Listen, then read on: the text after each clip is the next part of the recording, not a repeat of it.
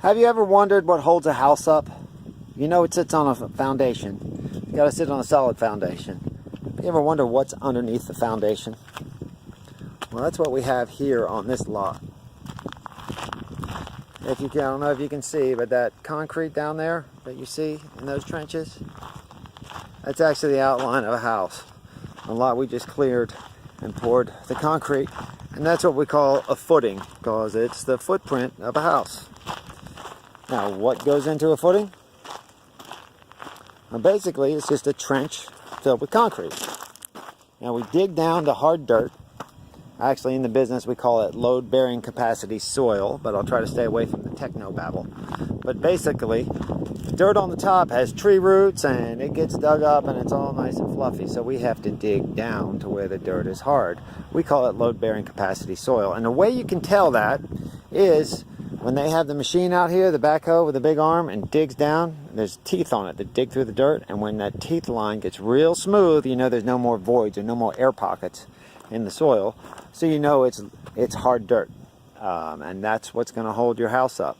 Anyway, the brick gets laid directly on there, just like, see the house over there, you can't see the footing, but all that brick sits down on the footing, and then we build the house on top of it. So this is kind of a critical stage. Now, before we do this, we have to clear the lot and figure out where we're going to place the house. Now, originally, when this was all trees, we had some big oak trees and then lots of these little scrub pines like over there. It was so thick you could barely see, so it's really hard to get an exact bearing. So once we get the lot cleared, a lot more comes to mind. Originally, we had the house up further up on the slope, because we didn't want it to be down here, because this is kind of an odd lot, because it's high in the back, high in the front, and water flows down there, kind of down the ditch. And this individual wants a pool, so we had the house pulled forward to make sure he had room for his pool.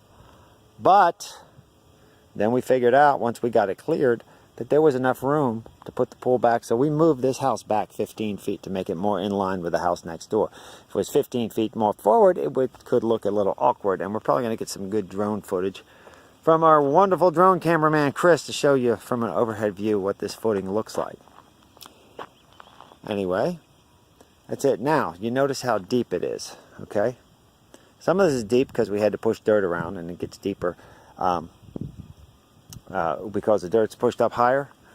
But the depth is, we have to put it what's called below the frost line, which is kind of like, in other words, just getting down deep enough to where when it freezes, it won't push that footing up. Because when it freezes, it can do a lot of damage. So we go down minimum 12 inches below the frost line, but most of this is deeper because we had to get down to our hard dirt or load-bearing capacity soil.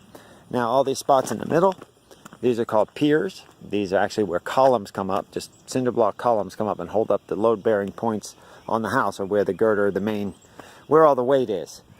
This is two piers got too close together, so they just poured that together. This space up here, this big area of concrete here is dug out because that's where your steps are going. We're going to have brick steps coming down. Now, if you look at the height here, the front, that has to be high enough so that... I can't find a network connection. Oh, sorry, my smartwatch was smarting off to me. We have to bring that foundation of that brick wall up high enough to where we can grade the dirt so that water flows around to the side. If we have it too low, you can have water flowing in your foundation. We have to have what we call positive drainage, and that's just another way of saying the water has to flow downhill. We have to slope the water away from the house. So whatever height that is dictates the height in the back. So if you follow my finger around, you can see in the back it can get quite high. The deck's going to be up in the air, and we're trying to manage this where we don't have any more height than necessary because we don't want the pool way down below the house. So it gets kind of tricky, and we have to take what the lot gives us with the slope. But we also have the whole neighborhood kind of drains. The water will flow down here when there's heavy rain, so we cannot impede that in any way. And since the whole neighborhood drains down this way, we had to put up what we call a silt fence, because we can't have all the silt and all the runoff go down and tear up the neighbor's yard and impede with the swimming pool and everything they've got going on here. So we put an erosion fence here. Now, as you can see, this erosion fence has a wire backing, because you can end up with a whole puddle of water here. It can be like a little mini lake in a real heavy rain, and it spill over. Now, because so much water comes down here, we did a double fence just as extra insurance, because for obvious reasons. 2 is stronger than 1, and if 1 fails, you've got a backup. So, but we always do it on the downhill side, obviously, because the water's not going to flow uphill. But all this dirt, when it rains and runs off, we have to control that. That is an ordinance. Now, also, what you have here is called a step or a bulkhead. And obviously it's called a step, looks like a step, but that's when the ground slopes off. So actually, this piece of concrete actually overlaps that piece of concrete, so that when your wall sits on it, you know, it's all supported. And they try to make those just exactly 8 inches, because that's how big the cinder blocks and the bricks are. When the masons lay them, it makes it a lot easier on them to make it nice and smooth. If it's all bumpy, that means there's a lot more work the masons have to do. So I really appreciate these boys. Footing specialists of Concord have been doing a great job for us. But you see the bulkheads are all uniform. Concrete's all smooth. It's a nice straight line. And this all gets covered by dirt, so it doesn't have to be all that pretty. It just has to work for when the masons do their work. Now, one of the ways we can tell how high our back's going to be, when they make these steps a nice even 8 inches, we can just come right here. All right, come to the front. All right, make this work. We're going to need to be kind of measuring on my leg here, 24 to 36 inches, at least 32 inches height here to make, you know, keep this up.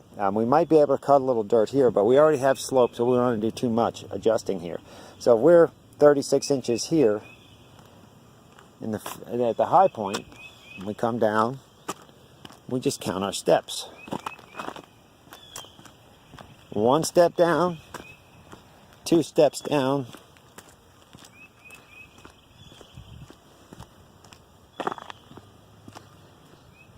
3 steps down, 4 steps down, 5 steps down. Now, we're about 24 inches out of the ground. Okay, so 5 steps is 40 inches, plus 36 inches up there. So 40 plus 36 is 76 inches. That's 6 foot 4. So this wall is going to be up over my head. Now, sometimes we step the foundation down, but we got about 2 feet of drop here. So you're only going to be probably about 4 feet, 44 inches out of the ground, which isn't too bad. We'll have a foundation wall up about yay high, so it shouldn't be the end of the world as far as height differential. It's going to be a lot better than I thought when we first looked at this lot. But you also see how that's where the garage is going to be up high. So you're going to have a nice high crawl space, which is easier to work in. You get better airflow. The low crawls, you know, it's closer to the ground, and you can have more issues with it down the road. Anyway, may not look by much, but see all these piers are nice and straight. It should be real easy for the masons to work on. These steps are nice and uniform. This is going to be the back porch area down here. I have a nice masonry wall around the back porch. This is going to be a garage, so we try to leave that up as high as possible so that the customer's gravel budget doesn't get too out of proportion. Anyway, that's another footing basic video. This is what I consider a really pretty footing. Everything's nice and flat, nice and uniform for a trench in the dirt. You know, it's really hard when you're using a machine, unless you're really good with it, to dig it this straight, because, you know, it's just a big backhoe or mini excavator. Anyway, like I said, hopefully we're going to be mixing some drone video in with this, so you can get a good view of it. That's pretty much it for today. If you have any questions, contact us at the numbers below, and feel free to hit the like button, hit the subscribe button, check out our Facebook channel, and there'll be lots more videos coming for all you other construction junkies out there. We've got some really cool houses that are just about to be completed. Oh, look at this. We got a softball in the yard. Awesome. I'll put it out there for somebody so they can see it. Help them find it. Anyway, once again, thank you for watching our site. If you have any questions, please contact us.